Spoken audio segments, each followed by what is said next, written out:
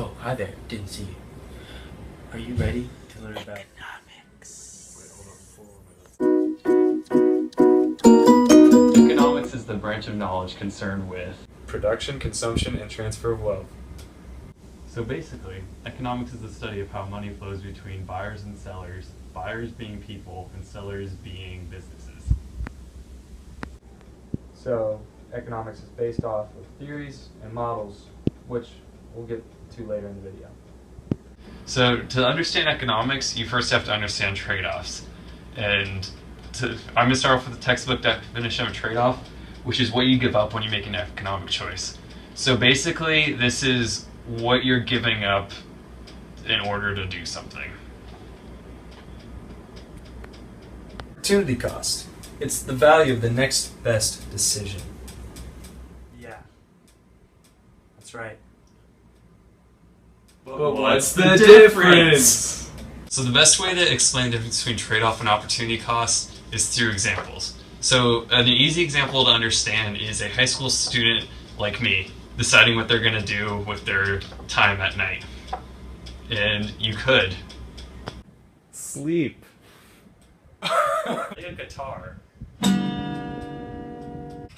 Work out.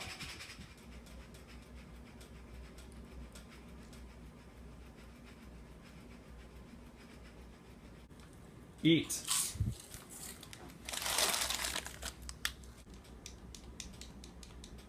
play FIFA, play baseball, Study economics. Alright, so these are trade-offs because when you choose to do one of these activities, you lose a little bit of time of doing the rest of these activities. The opportunity cost is when you choose Sleep. over. Study economics. This has an inverse relationship.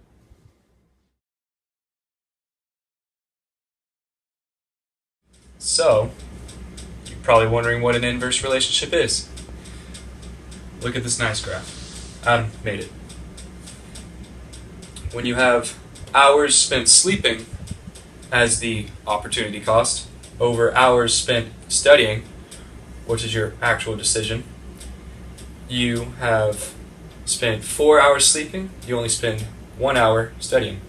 But if you spend 3 hours studying, you can spend 2 hours sleeping. Or, if you're like me, 5 hours studying, no sleep. This, therefore, is an opportunity cost because there are only two items being compared: hours spent studying and hours spent sleeping. There are three main economic questions, and these questions arise because of scarcity. Scarcity is that there is not an infinite amount of resources. So, starting this question, who will produce and consume a good or service?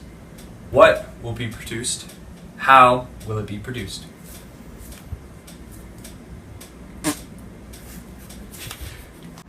An example of a good that drives the economy through the invisible hand theory is the iPhone. I have iPhones, so that makes the average consumer want an iPhone to fit in with the other people. That is a want.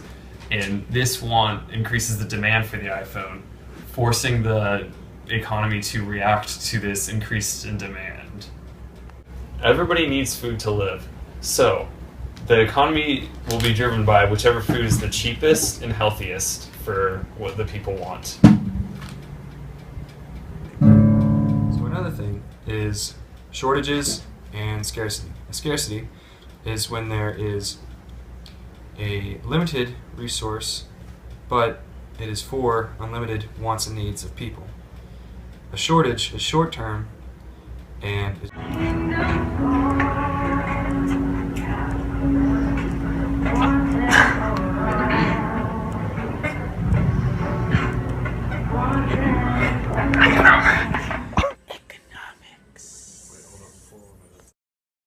So we also have supply versus demand, where supply is what businesses produce for the market, which is mainly producer driven, versus demand, where it is the want and need for the product from the consumer.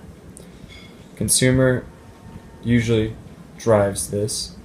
It is mostly upon self-interest. An example of a very basic supply and demand graph where you have price and quantity as the axes and supply and demand as the two lines that intersect. Happy costing. Supply and demand are different in that supply is a direct relationship between price and quantity produced, while demand is an inverse relationship between price and quantity produced. Supply is a direct relationship because as the price of a good increases, then the producer will produce more of that good, increasing the quantity of that good. Well, on the other hand, as the price goes up for a good demanded, then the quantity of that good demanded goes down.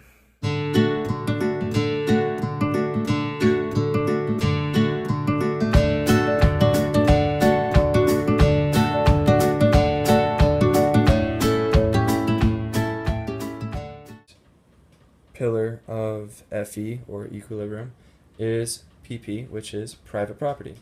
This is where goods and services come from, and this is what makes the industries privatized. Another pillar of FE is price system. It is a means of organizing economic activity. It does by primarily coordinating the decisions of consumers, producers, and owners of productive resources. For one of the four pillars of FE, you have competition. Competition increases quality and quantity of each good. For quality, more businesses are trying to create a better good to outsell each of the other competitors. For quantity, more production of similar goods increase the quantity into the economy. This also creates substitutes. For example, you have Cinnamon Toast Crunch, which is a very good cereal, and you have the off-brand Toasty Crunchies. Now, in a standard day where you have more than usual wealth, you will go for the Cinnamon Toast Crunch, but when prices come high, you will look to the substitute, where it is cheaper and not as expensive as its counterpart. While you'd call Cinnamon Toast Crunch the luxury item and the Toasty Crunchies off-brand, the luxury relates to wants, and luxury items are things you would buy with more wealth. Another pillar is entrepreneurship. Entrepreneurship is the capacity and willingness to develop, organize, and manage a business. Venture along with any of its risks in order to make a profit. So basically just take risks. The fact is we need them to take risks in the economy. Without them, the free market system would fail.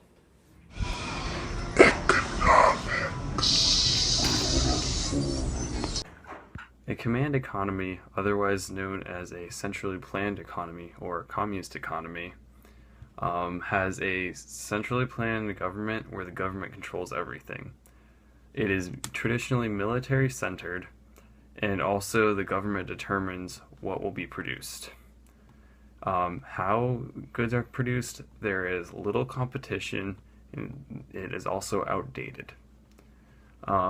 Who gets the goods that are produced? The government distributes the goods, and there is also a lot of rationing. Free market economy is an economic system where free trade is encouraged and there is no government intervention whatsoever.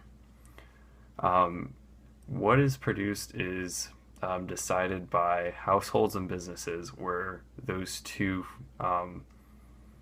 areas dominate the market. Also, supply and demand help to influence what is produced and what is not produced. And when items are produced, they are produced in the most efficient and cheap way possible, and usually that involves some sort of technology. Also, who gets the goods? It is survival of the fittest, which is whoever can compete the best for the goods will receive the goods, and that is how competition. A traditional economy, otherwise known as a subsistence economy, is used in areas with no government and no outside contact. They only produce what is needed to survive, which is typically agricultural goods such as food and houses. It is the goods are produced because it is usually food is normally produced through farming and other custom methods where houses are made in different ways in different areas, and there is usually little innovation. And who the goods are made for is individuals, and they are made for sharing among a group. And a good example of where an economy like this exists is in an isolated island. A mixed economy is some combination of all three other types of economies. A good example for a mixed economy is the United States of America, where we like to think it is mostly free market, but there is some government intervention, like with what should be produced. There are regulations for safety and security, and then how things are produced. That is also mostly free market, but unions do exist, and there's also a government minimum wage that businesses must keep to keep the workers happy. And also there is the Environmental Protection Agency to protect the environment from how things are produced. Also, with who gets the goods that are produced, that is also mostly free market, but some of the goods that are produced do go to social programs. For whom the item will be produced for is one of the three major economic